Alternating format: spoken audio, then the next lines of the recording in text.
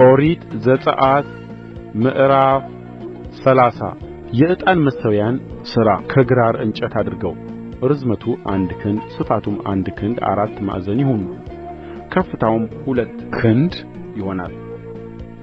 ቀንዶቹም ከእርሱ ጋር በአንድነት የተሠሩ ይሁኑ። ላይኛውንና የግድግዳውን ዙሪያ ቀንዶቹንም በጥሩ ወርቅ ትለብጣቸዋለህ። በዙሪያውም የወርቅ ክፈፍ ታደርግለታለህ። ከክፈፉም በታች 2 የወርቅ ቀለበቶች አድርግለት። በዚህና በዚያ በሁለቱ ጎን ታደርጋቸዋለህ። ለመሸከምም የመሎጊያዎችን ስፍራ ይሁኑ። መሎጊያዎቹንም ከግራር እንጨት አድርግ፣ በወርቅ ለብጣቸው። በምስክሩ ታቦት አጠገብ ካለው መጋረጃ በፊት ታኖረዋለህ። ይህንም አንተን በምገናኝበት ከምስክሩ በላይ ባለው በስርየት መክደኛ ፊት ታኖረዋለህ። አሮንም የጣፋጭ ሽቱ ዕጣን ይጠንበት፣ በማለዳ በማለዳ መብራቶቹን ሲያዘጋጅ ይጠነው። ይህም በእግዚአብሔር ፊት ለልጅ ልጃችሁ የዘወትር ዕጣን ይሆን ዘንድ አሮን በማታ ጊዜ መብራቶቹን ሲያበራ ያጥነዋል።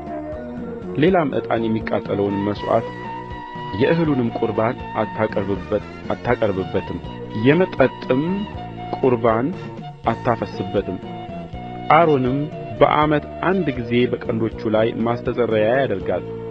በዓመት አንድ ጊዜ ለልጅ ልጃችሁ ማስተስረያ በሚሆን በኃጢአት መሥዋዕት ደም ማስተስረያ ያደርግበታል። ለእግዚአብሔር ቅድስተ ቅዱሳን ናት። እግዚአብሔርም ሙሴን እንዲህ ብሎ ተናገረው። አንተ የእስራኤልን ልጆች ቍጥር ተቀብለህ በቈጠርሃቸው ጊዜ መቅሠፍት እንዳይሆንባቸው በቈጠርሃቸው ጊዜ ከእነርሱ ሰው ሁሉ እንደ ቍጥራቸው መጠን የነፍሱን ቤዛ ለእግዚአብሔር ይስጥ። አልፎ የሚቈጠር ሁሉ ግማሽ ሰቅል እንደ መቅደሱ ሰቅል ሚዛን ይሰጣል። የሰቅል ግማሽ ለእግዚአብሔር ያነሣል። ሰቅሉ 20 ኦቦሊ ነው። አልፎ የተቈጠረ ሁሉ ከ20 ዓመት ጀምሮ ከዚያም ከፍ ያለ የእግዚአብሔርን ስጦታ ይሰጣል። ለነፍሳችሁ ማስተስረያ የእግዚአብሔርን ስጦታ ስትሰጡ ባለጠጋውም ከሰቅል ግማሽ አይጨምር፣ ድሃውም አያጕድል። የማስተስረያውንም ገንዘብ ከእስራኤል ልጆች ወስደህ ለመገናኛው ድንኳን ማገልገያ ታደርገዋለህ። በእግዚአብሔርም ፊት ለነፍሳችሁ ቤዛ እንዲሆን ለእስራኤል ልጆች መታሰቢያ ይሁን። እግዚአብሔርም ሙሴን እንዲህ ብሎ ተናገረው። የመታጠቢያ ሰንና መቀመጫውን ከናስ ሥራ። በመገናኛው ድንኳንና በመሠዊያው መካከል እርሱን አድርገህ ውኃን ትጨምርበታለህ። አሮንና ልጆቹም እጆቻቸውን እግሮቻቸውን ይታጠቡበታል። ወደ መገናኛው ድንኳን በገቡ ጊዜ ለእግዚአብሔር የእሳት መሥዋዕት ያቃጥሉ ዘንድ ወደ መሠዊያው ሊያገለግሉ በቀረቡ ጊዜ እንዳይሞቱ ይታጠቡበታል። እንዳይሞቱም እጆቻቸውንና እግሮቻቸውን ይታጠቡ። ይህም ለእርሱ ከእርሱም በኋላ ለዘሩ የዘላለም ሥርዓት ይሆንላቸዋል። እግዚአብሔርም ሙሴን እንዲህ ብሎ ተናገረው። አንተም ክቡሩን ሽቱ ውሰድ፣ የተመረጠ ከርቤ 500 ሰቅል፣ ግማሽም ጣፋጭ ቀረፋ 205 ሰቅል፣ የጠጅ ሣርም እንዲሁ 250 ሰቅል፣ ብርጕድም 500 ሰቅል እንደ መቅደሱ ሰቅል ሚዛን፣ የወይራ ዘይትም 1 የኢን መስፈሪያ ትወስዳለህ። በቀማሚም ብልሃት እንደ ተሠራ ቅመም የተቀደሰ የቅብዓት ዘይት ታደርገዋለህ። የተቀደሰ የቅብዓት ዘይት ይሆናል።